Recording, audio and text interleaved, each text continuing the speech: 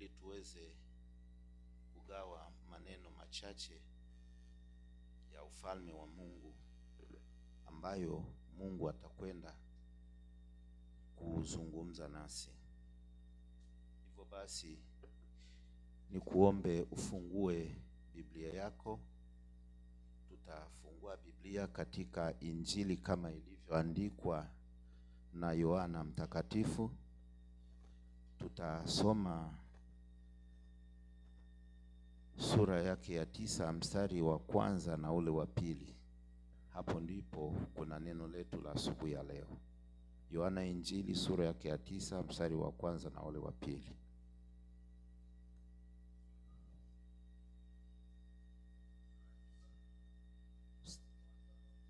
Ndiyo.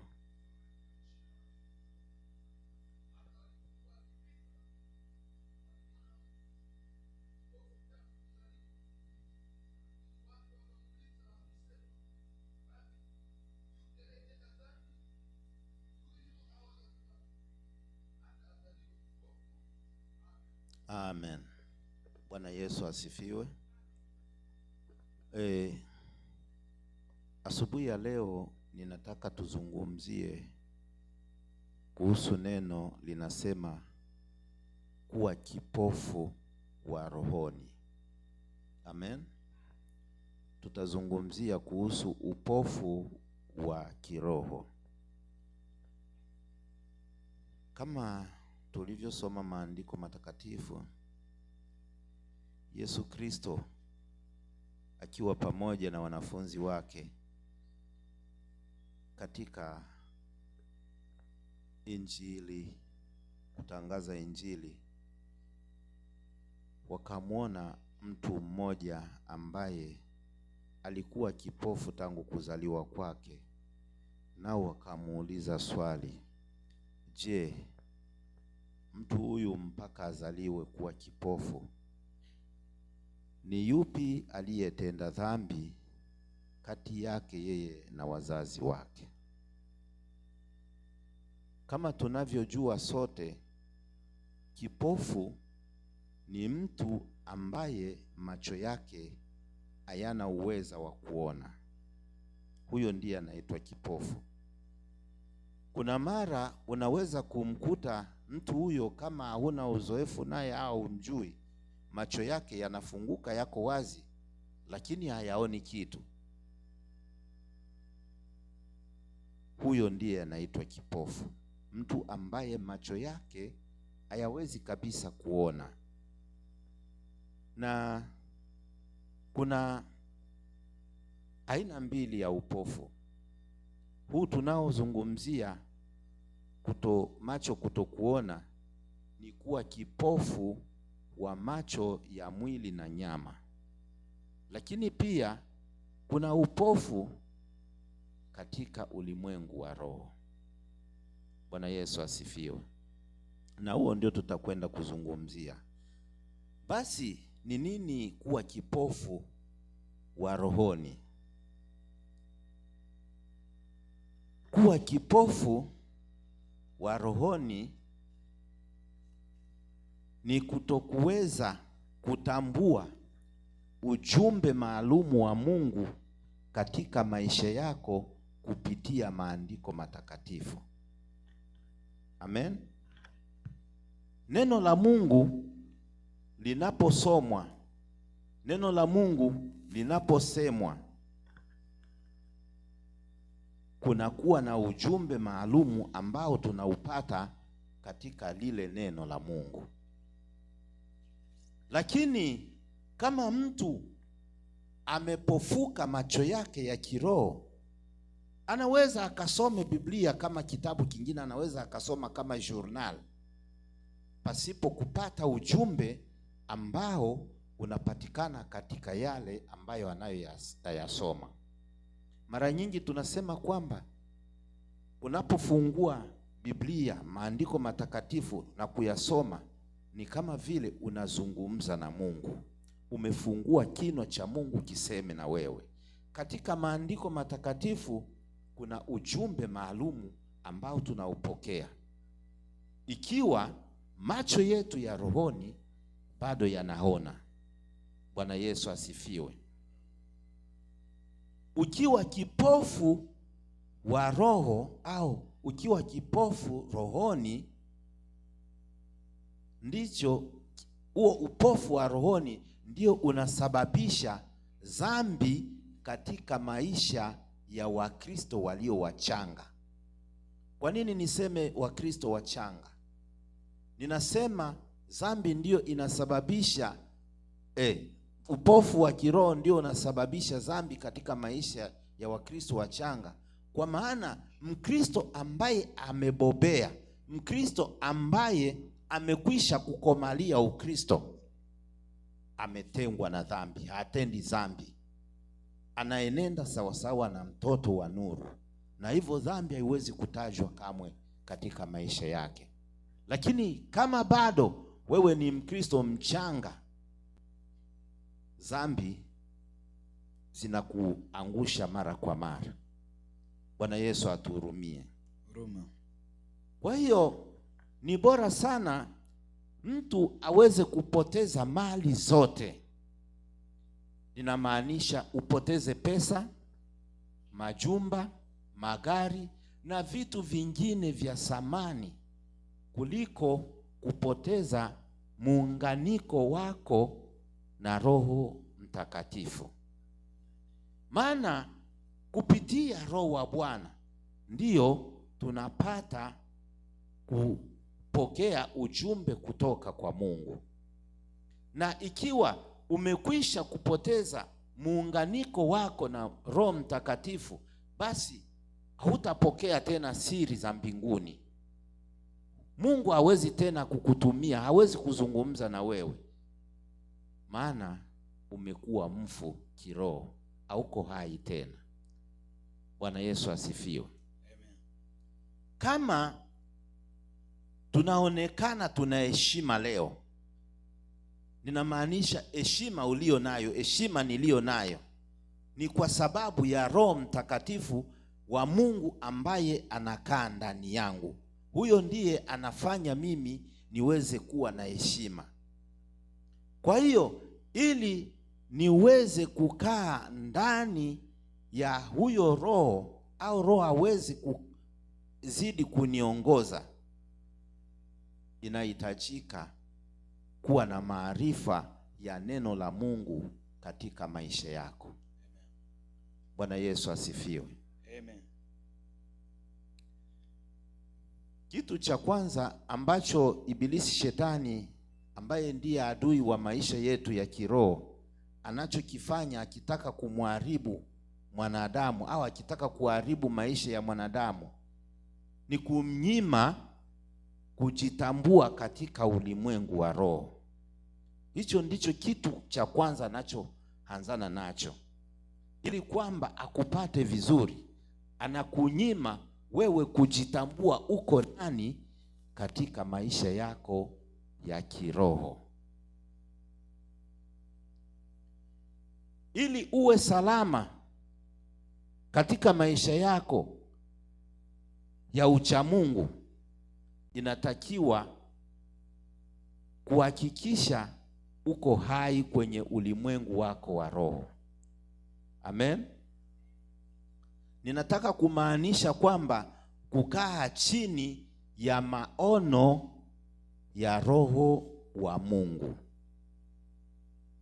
ndio kunatufanya sisi kuwa hai katika ulimwengu wa roho, tukiwa chini ya maono ya Roho ya Mungu.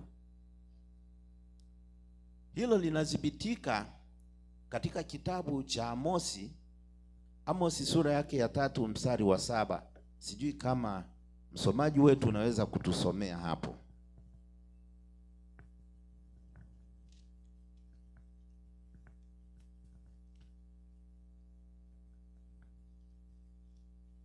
Tusome Amosi. Naam. Sura ya 3 mstari wa 7 kwa jina la Yesu. Hakika Bwana Mungu hatafanya neno lolote bila kuwafunulia watumishi wake manabii siri yake. Amen. Amen. Nilikuwa nazungumzia kwamba ukitaka kuhakikisha kwamba uko hai, ni lazima ukae katika maono ya Roho Mtakatifu. Na Amosi anakuja kutuambia kwamba mtu mwenye maono ndiye anakuwa na uweza wa kuweza kuelezea habari za Mungu katika maisha ya watu wengine. Yaani, ili kwamba wewe uweze kutangaza habari njema ya Mungu, ni lazima huyo roho wa maono akuwe ndani yako. Yaani, uweze kuwa na communication na Mungu. Mungu anakuambia maneno yake, na wewe ndiye utapata nguvu ya kwenda kuwaambia watu wengine habari njema za Yesu Kristo. Bwana Yesu asifiwe. Upofu wa rohoni, kama nilivyosema awali, ndio unasababisha Wakristo wachanga kuzidi kutenda dhambi. Na tunaweza kuona hata hivyo katika kitabu cha Mathayo sura yake ya 15 mstari wa 14. Hapo kuna habari ya consequence, yani sijui consequence na sahau Kiswahili, madhara ya upofu wa rohoni yanavyofanya katika maisha ya mtu, hususan ikiwa huo upofu umempata kiongozi. Basi wale ambao wanaongozwa na huyu kiongozi ambaye amepatwa na upofu, madhara yake ni kwamba wote wanakwenda kuangukia shimoni. Ndivyo maandiko yanavyosema katika Mathayo 15 mstari ule wa 14. Kwa sababu ya upofu wa kiroho ambao umeandama watu wa Mungu, ndiyo maana leo hii kanisa ambalo linaitwa kuongoza watu waende nuruni, lakini ndio wanadumbukiza watu wengine katika mashimo ya kwenda ahera. Tuone ajabu ni kwamba leo hii kuna makanisa yanabarikia ndoa za jinsia moja. Yaani mwanaume na mwanaume wanasema wanaohana, mmoja anakuwa mwanamke mwingine anakuwa mwanaume, na kanisa ambalo linatakiwa kukemea hali ya dhambi kama hizo linaamua kubarikia ndoa kama hizo, kwa sababu upofu wa rohoni umeingia katika wana wa Mungu. Bwana aturumie sana. Utakutana kuna viongozi ambao ni watu wazima kabisa, lakini unamkuta mwanaume kama huyo anaitwa sehemu fulani, anaitwa sugar daddy, lakini huyu ndiye anayekuja na kuongoza watu katika neno la Mungu. Sasa tutazamie nini ikiwa kiongozi wangu anaitwa sugar daddy? Yaani mtu mzima kabisa bila haya anakwenda kupatana na watoto wadogo kama watoto wake, ndio anafanya muunganiko nao kama wake zake, kwa sababu ya upofu wa roho. Bwana Yesu atuhurumie sana. Na upofu wa kiroho haucheleweshi kumzalilisha mtu, kumpatisha mtu haya. Ikiwa katika ulimwengu wako wa kiroho umekuwa kipofu, utazaririka haraka sana. Bwana atuhurumie. Huo upofu wa kiroho una mambo kadha ya kadha ambayo inafanya katika maisha yako. Kwanza kabisa, unafunga mlango wako wa fahamu za kiroho. Unajua Mungu ana communicate na sisi wanadamu kupitia fahamu kupitia mlango wa fahamu za kiroho ndio Mungu anautumia kuleta ujumbe wake kwetu. Na ikiwa wewe tayari huo mlango wako wa fahamu za kiroho umekwisha kufungwa, huwezi tena kupokea maneno kutoka kwa Mungu wetu. Inatokea nini kama huo mlango umekwisha kufungwa? Mambo ulioyaona awali kwamba si mazuri, hauwezi, hayafanani mtu kuyafanya, utajikuta ndio unaanza kuyafanya. Kumbuka Biblia inasema ninayotaka kuyafanya ya kiroho siyafanyi, lakini mambo ya mwili nisiyoyataka kuyafanya ndiyo ninayoyafanya. Na ikitokea hali hii kwa mwanadamu, ujue kabisa kwamba fahamu zako za kiroho tayari Ibilisi amekwisha kuziharibu, amekwisha kuzifunga. Kama ikiwa fahamu zetu zimekwisha kuharibiwa namna hiyo, hatuwezi tena kutafakari yaliyo mema na mabaya. Na ndiyo maana unajikuta tamaa za mwili ndizo zinaanza kukutumia, unaanza kuongozwa na tamaa za mwili kuliko Roho wa Bwana kuongoze ili ushinde tamaa za mwili. Lakini tamaa za mwili ndizo zinakuja, zinatawala, zinaanza kukuongoza. Huwezi kutafakari tena kwamba lililo baya ni lipi na lililo jema ni lipi, kwa sababu mtu mzima mwenye akili zake za kukomaa, siwezi kusimama hapa nianze kuhubiri maneno kama vile unajua kuoa wanawake wawili au wanawake wengi sio dhambi. Lakini kwa sababu ya upofu wa roho, kwa sababu watu wengi wamekwisha kufungwa katika ulimwengu wao wa kiroho, unakutana injili kama hizo, mtu anasimama kabisa mbele za watu anasema hata Mfalme Sulemani alikuwa nao 1000, si alikuwa mtu wa Mungu na Mungu alimtumikisha, lakini mwisho wake ikawaje?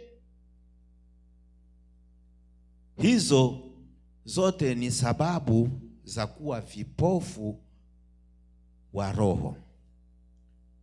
Upofu wa roho unazo hatari zifuatazo. Ukisha kuwa kipofu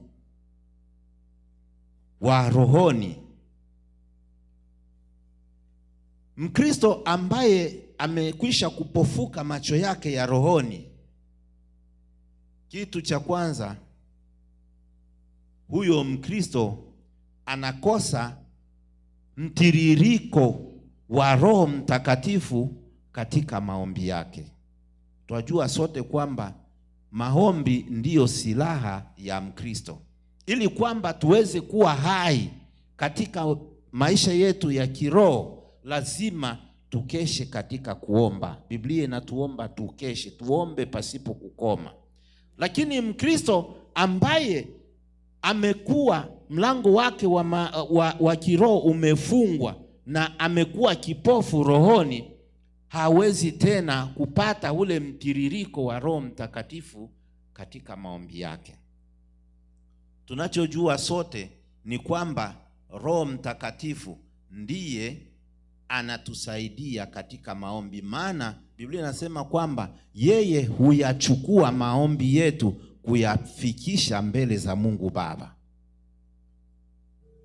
Na Biblia inaendelea inasema kwamba hata lile ambalo sisi bado hatuja litamka, yeye Roho wa Bwana hutufanyia.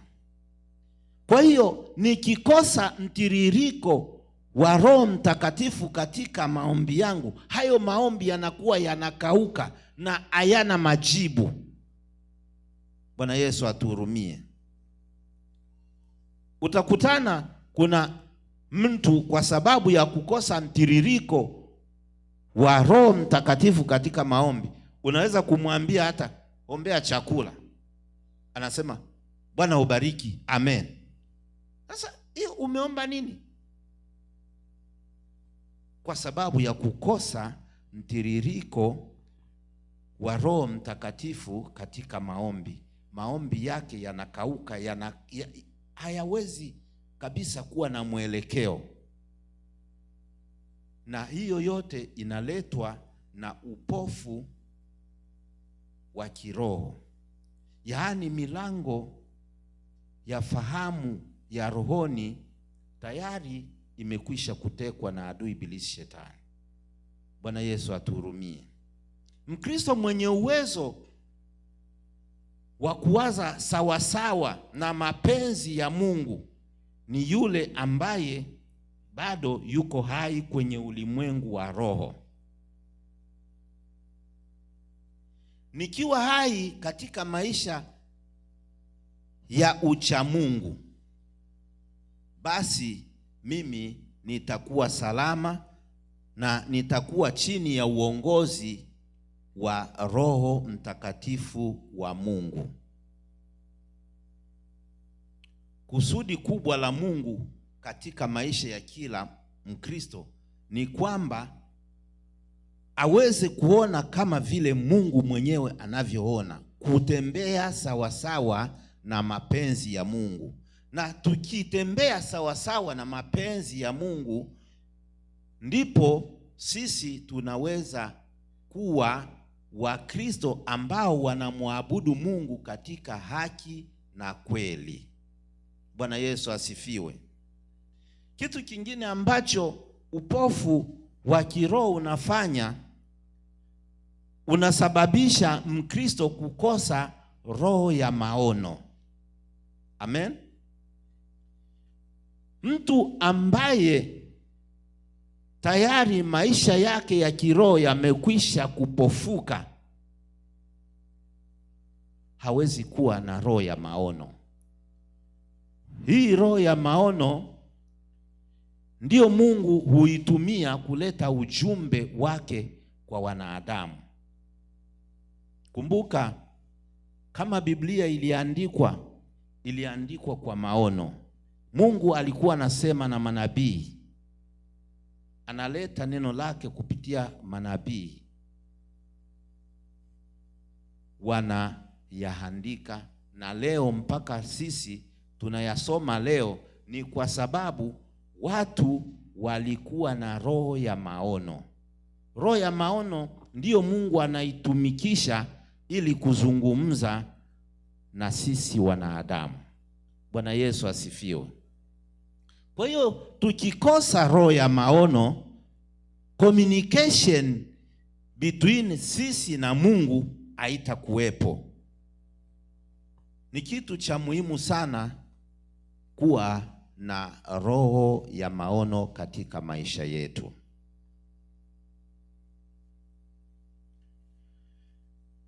Mtu mwenye roho ya maono ana mambo kadha wa kadha ambayo anakuwa nayo katika maisha yake. Kitu cha kwanza ni kwamba ni mwenye hekima. Na jambo la pili, anakuwa na busara. Jambo la tatu, anajua kuvumilia. Bwana Yesu asifiwe. Ukiwa na maono ya roho wa Mungu, lazima haya mambo matatu yapatikane kwako. Hekima ni nini? Hekima ni kumjua Yesu Kristo kama Mungu mkamilifu. Hekima ni kutambua Yesu kama Mungu. Wako watu wengi au dhehebu nyingi zinasema kwamba au zinaamini kwamba Yesu si Mungu. Kama Waislamu wanasema Mungu ni mmoja, hana mshiriki wala hana mtoto. Kwa hiyo kusema Yesu ni Mungu kwao ni upuuzi. Na ni kweli maandiko yanasema kwamba neno la msalaba kwa wao wasioamini ni upuuzi mtupu. Lakini Yesu ni Mungu. Kwa nini niseme Yesu ni Mungu? Biblia inashuhudia wazi kwamba huu ulimwengu tunamoishi ni kazi ya mikono ya Mungu. Kila tunachokiona na tusichokiona kimeumbika na Mungu. Na maandiko yanasema kwamba chochote kilichoumbika, hakuna kilichoumbika pasipo Yesu Kristo. Yeye ndiye muumba wa vitu vyote. Hii ni wazi na razi kwamba Yesu ni Mungu. Kwa hiyo hekima ni kumtambua uungu wa Yesu Kristo. Bwana Yesu asifiwe. Mtu mwenye maono lazima awe na hekima. Sio maono ya kubuni miradi, lakini maono ya Roho Mtakatifu. Lazima atambue Yesu Kristo katika uungu wake. Hiyo ndiyo hekima. Alafu nilisema pia mtu mwenye maono ya Roho Mtakatifu lazima awe na busara. Busara nafikiri tulizungumzia katika somo zilizopita huko nyuma. Tukasema kwamba busara ni akili au uweza wa kuweza kupambanua lililo jema na lililo baya. Kitu gani nikifanye kinachofaa na kisichofaa. Hiyo ndiyo busara. Mtu mwenye maono ya Roho Mtakatifu lazima ajue kupambanua mambo. Hawezi kuja kusimama hapa akaanza kusema sijui mambo yasiyokuwa na mwanzo wala mwisho, kwamba sijui kuwa wanawake wengi si dhambi, sijui hivi na hivi. Ni kukosa busara, ndiko kuna wafanya watu wengi kuishi maisha ya kipagani. Wako kanisani lakini wanaishi maisha ya kipagani. Bwana Yesu atuhurumie sana. Na maono ya rohoni pia yanamfanya mtu kuvumilia. Kuvumilia nini? Ni kuvumilia kutokutenda tamaa za mwili, kutokuongozwa na tamaa za mwili. Mtu mwenye maono ya rohoni lazima aweze kuvumilia tamaa za mwili zisimuongoze, lakini anazipindukia.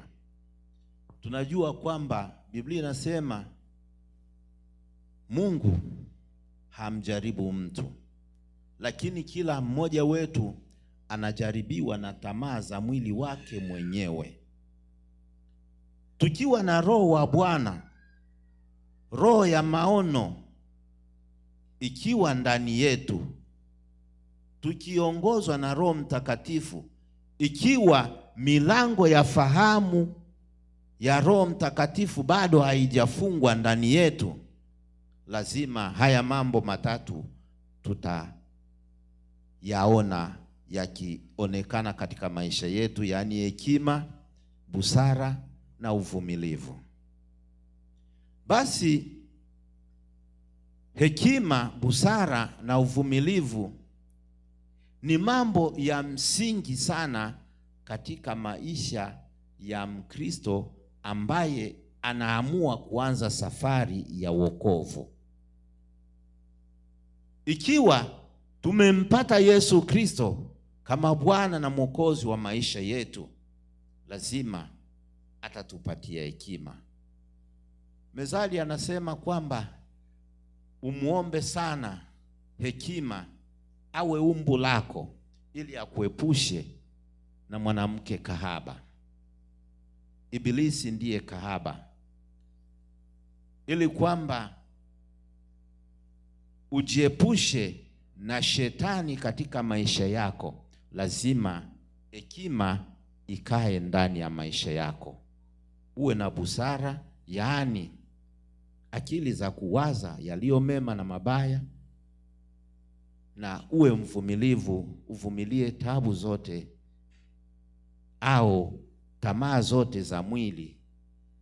Na ukianza hivyo katika maisha yako ya wokovu, utabobea vizuri, utakuwa Mkristo mwenye kukomaa, utaanza kuwa mchanga. Leo umempokea Yesu Kristo, na baadaye utaanza kukomaa, unaanza kupanda level ya kwanza, level ya pili, hata maombi yako yapate kusikilizwa na Mungu, au Roho wa Bwana apate kuyafikisha, yafike hata ile level ya 3 ya uungu. Ni lazima haya mambo matatu yawe katika maisha yako. Bwana Yesu asifiwe. Nikiwa kama Mkristo ambaye ninamcha Mungu, ninatakiwa sana kuchunga kinywa changu. Mara nyingi kinywa kinamfanya mwanadamu kupotea mbele za Mungu. Mkristo mwenye kubobea lazima achunge kinywa chake kutokutoa kauli za kuvunja watu wengine mioyo. Bwana Yesu asifiwe. Angalia sana maneno yanayotoka kinywani mwako. Maana ukiwa na kauli za kuvunja watu wengine mioyo, hiyo ni hatari kubwa, kwamba umekosa hekima na Roho wa Mungu hayuko ndani yako. Maana ukiwa na Roho wa Mungu, ukiwa na roho ya maono, lazima utaangalia ni nini ambacho ninataka kukisema. Je, haya maneno yanakuwa faraja kwa watu wengine au yanaumiza? Na ikiwa ni maneno unayaona kwamba haya maneno yanaweza kuumiza mioyo ya watu wengine, mtu mwenye hekima anafanya nini? Anaulinda ulimi wake, anaufuta. Kumbuka Biblia inasema kwamba chakula kikimkwaza ndugu yangu ninapokila, hata iwe nyama, sitahila milele na milele, nisije nikawakwaza walio wadhaifu.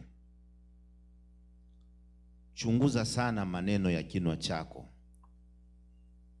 yasiwe yanaumiza watu wengine. Kusema kwingi, Biblia inasema kwamba palipo wingi wa maneno hapakosi maovu. Afadhali mtu awe mwenye kusikiliza sana kuliko mwenye kusema sana. Kuna mara unaweza kufikiri hili ninasema liko sawa, kumbe tayari limekwisha kuumiza wengine. Kwa sababu ya maneno ya vinywa vyetu, watu wengi wamerudi nyuma katika maisha ya kiroho. Na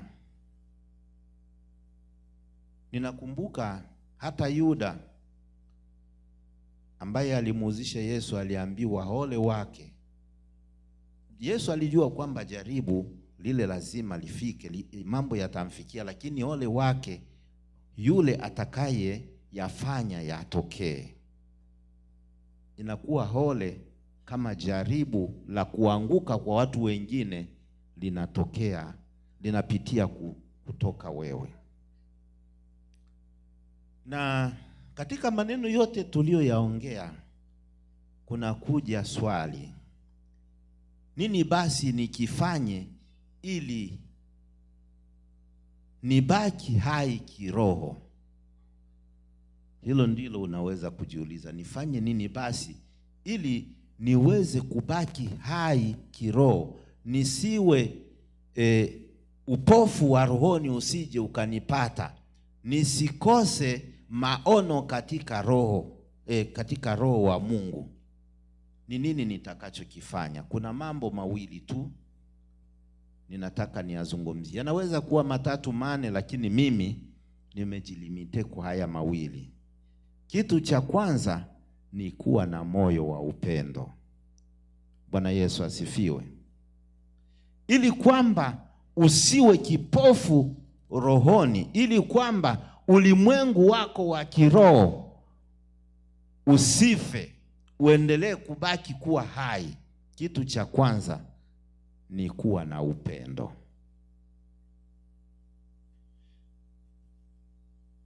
Upendo ndio amri kubwa. Nakumbuka wanafunzi wa Yesu walimwendea wakamuuliza, Bwana, hizi amri mbona zote ziko nyingi hivi? Kwa nini usingetuambia hata moja au mbili zilizo kubwa juu ya zingine zote ili tuweze kushika hiyo? Na Yesu aliwajibu akawaambia, amri kubwa kuliko zote ni upendo. Sasa ukiangalia katika Biblia jinsi upendo unavyoelezewa, kitu cha kwanza unavumilia. Amen. Upendo unaheshima. Upendo hauhesabu mabaya. Upendo hautakabali. Upendo ni yote juu ya yote. Amen.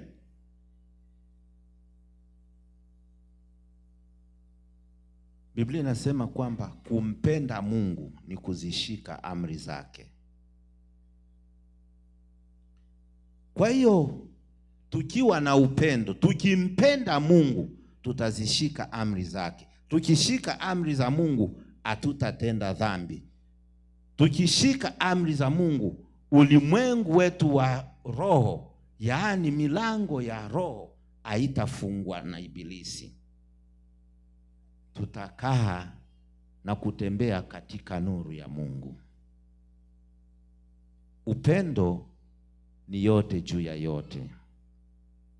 Kama unasoma kitabu cha Warumi sura yake ya 12 mstari wa 19 mpaka 21, maandiko matakatifu yanasema kwamba tupende adui zetu. Wanapokosa chakula, tuwape chakula wale. Wakiwa na kiu, tuwape maji wanywe. Upendo ndio ufunguo wa maisha ya kiroho. Tukiwa na upendo, tutazidi kubaki hai katika maisha ya kiroho. Tukikosa upendo, tumekwisha kuwa vipofu wa kiroho. Bwana Yesu asifiwe. Jambo la pili ambalo linatukufanya kubaki hai katika maisha yako ya kiroho ni kusoma Biblia, neno la Mungu. Uwe na tabia ya kusoma neno la Mungu. Usome neno la Mungu kuanzia kitabu cha Mwanzo mpaka ufike Ufunuo wa Yohana. Amen.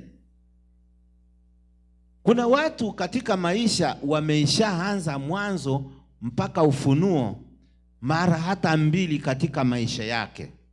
Lakini kuna wengine bado kusoma kitabu kimoja tu cha Mwanzo, afike Mwanzo kuanza chapitri ya kwanza mpaka afike ya mwisho, hajawahi kufanya hivyo. Hata hizi barua ya Yohana ya kwanza, si ndo tufupi, hajawahi kusoma barua ya Yohana ya kwanza au ya pili kuanza mwanzo mpaka mwisho.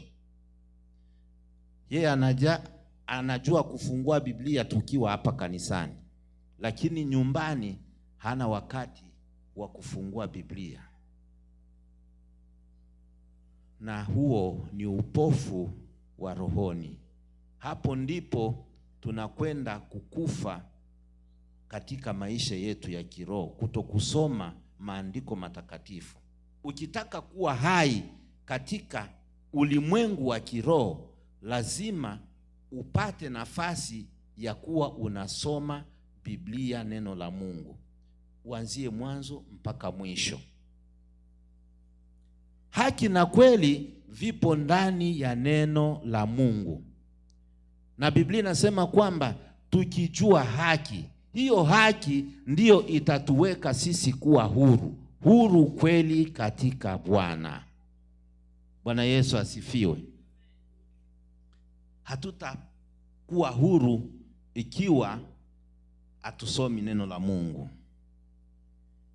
Na misio kubwa ya Yesu Kristo kuja ulimwenguni ni kwamba wafungwa waweze kufunguliwa, wawe huru. Amen. Vipofu wafanye nini? Wapate kuona. Tunabaki kuwa vipofu wa rohoni kwa sababu ya kutokujua neno la Mungu. Na hatutalijua neno la Mungu ikiwa hatulisomi. Lazima tusome maneno ya Mungu ili tuweze kuwa hai. Tumpende Mungu na neno lake ili tuweze kuwa hai. Bwana Yesu asifiwe. Kwa mwisho kabisa nataka nikuambie kwamba upofu wa rohoni ni kutokuweza kuona ukweli wa Mungu kupitia Yesu Kristo ambaye ndiye nuru ya ulimwengu. Huo ndio upofu wa rohoni.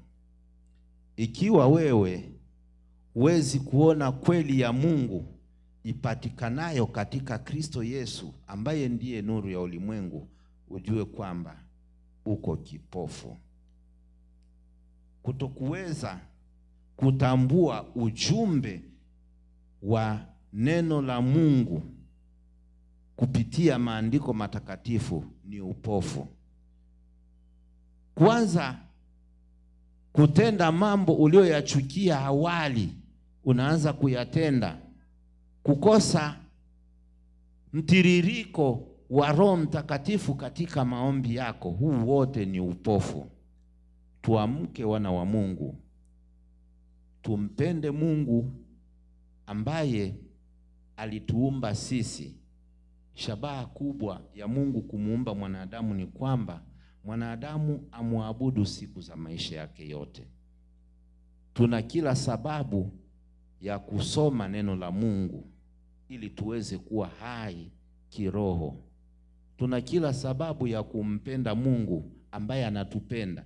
Maana valere ambayo niko nayo leo, valere ambayo watu wanakupa leo, ni kwa sababu Roho wa Mungu anakaa ndani yako. Yeye ndiye anayekusababishia wewe kuwa na thamani katika ulimwengu huu. Ikiwa Roho wa Bwana asingetupa thamani, sisi hatuwezi kuhesabiwa kama watu wa thamani. Na Bwana atubariki sote. Amen.